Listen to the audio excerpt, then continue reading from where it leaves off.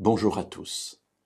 Terminons aujourd'hui, si vous le voulez bien, notre réflexion sur cette parole de Paul rapportée dans sa deuxième lettre aux Corinthiens, au chapitre 4 et au verset 16 à 18.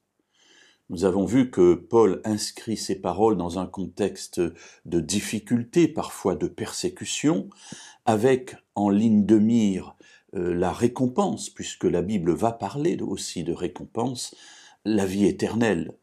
Et après avoir dit que nous ne perdons pas courage, parce que même lorsque nous voyons notre être extérieur être détruit, être affaibli, être diminué, nous prenons conscience aussi que par la présence de Dieu, par son esprit en nous, eh bien nous sommes renouvelés et nous grandissons constamment en allant vers cette stature parfaite de Christ que nous voulons voir être développée en nous. Et dans ce contexte, il nous dit que, en comparant l'avenir éternel et le temps présent passager, eh bien, nous prenons conscience que ce par quoi nous passons n'est qu'une légère affliction.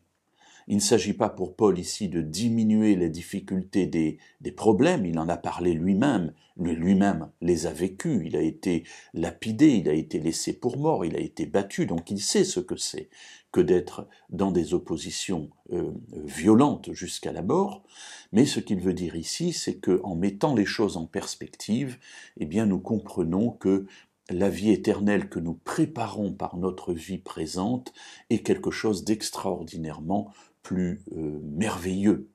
Et il termine son raisonnement en disant la chose suivante.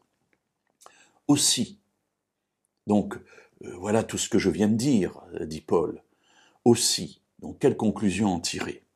Aussi nous regardons non point aux choses visibles, mais à celles qui sont invisibles, car les choses visibles sont momentanées et les invisibles sont éternelles. Voilà le fond de sa réflexion. Encore une fois, il ne s'agit pas ici d'utiliser cette parole de Paul pour minimiser la souffrance de ceux qui passent par des difficultés, qu'elles soient des difficultés d'ordre de santé ou des difficultés d'ordre du témoignage, de la vie spirituelle, pas du tout.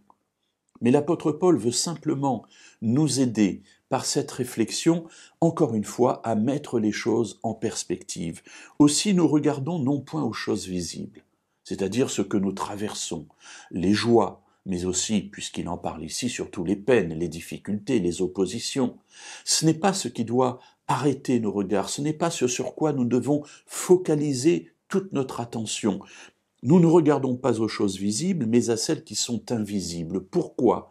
Eh bien parce que les visibles sont momentanés et les invisibles sont éternels. Les choses visibles sont momentanées, d'où la légère affliction, elle ne dure qu'un temps, alors que tout ce que nous traversons nous prépare pour une vie invisible pour l'instant, mais qui est déjà en construction et qui, elle, sera éternelle.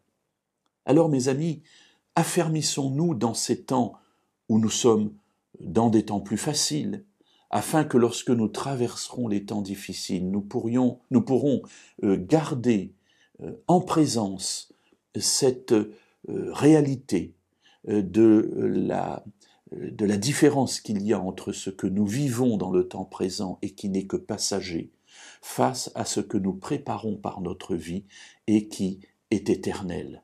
Eh bien, apaisons-nous, réjouissons-nous, soutenons-nous par ces paroles qui ont encore toute leur importance à notre époque.